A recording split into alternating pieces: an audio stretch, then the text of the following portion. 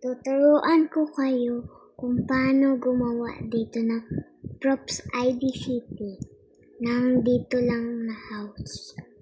Tuturuan ko kayo. Start na tayo. Punta tayo dito sa menu and punta dito sa props and search by props ID. Yan, pindutin nyo yan. Meron tayong 5 and 8, 1, 6, 3, 4, 6 ulit,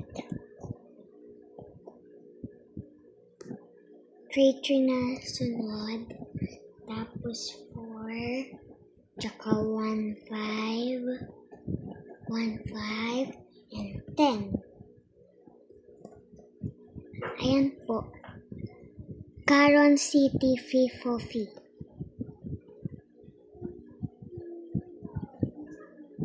O diba, ito na ang Caron City. Punta tayo sa house. Ako, bibili muna ako dito ng ulam. Mag-bike ako.